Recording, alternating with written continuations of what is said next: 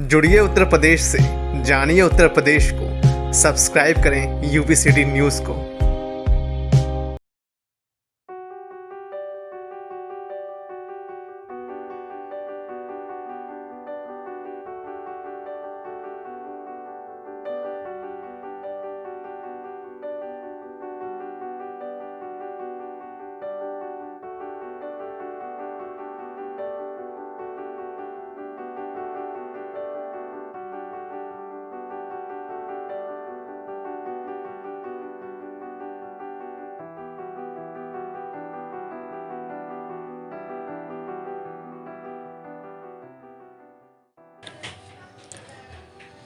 प्रतापगढ़ के कुंडा इलाके में रहने वाली आरती की शादी की तैयारियां पूरी हो गई थी और 8 दिसंबर की शाम को बारात आने वाली थी।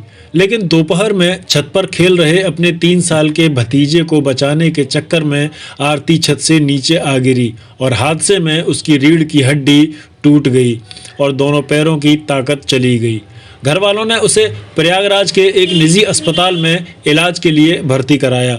युवती के परिजनों ने इस बात की सूचना उसके होने वाले दूल्हे अवधेश के घर वालों को दी तो उसके घर से 2 लोग पता करने पहुंचे। मामले की सच्चाई और घटना की जानकारी दूल्हे अवधेश को भी दी गई। आरती के घरवालों ने अवधेश से आरती की छोटी बहन से शादी कर लेने की बात कही, लेकिन अवधेश ने ठान लिया था कि आरती ही उसकी जीवन संगिनी बनेगी। चाहे कुछ भी हो, वो जीवन भर उसका साथ निभाएगा। अवधेश ने कहा कि वह अपनी धर्मपत्नी आरती का पूरा ख्याल रखेगा। इस बात से अवधेश के रिश्तेदार और घरवालों ने इन दोनों के हौसले की हिम्मत को सलाम किया। आरती के घरवालों ने डॉक्टर से बातचीत कर एक दिन के लिए उसे एम्बुलेंस से वापस कुंडा ले गए, जहां अवधेश और बेड पे लेटी हुई आरती के 7 फेरे और रस्म अदायगी हुई और वापस आरती को प्रयागराज के इसी अस्पताल में भर्ती करा दिया गया।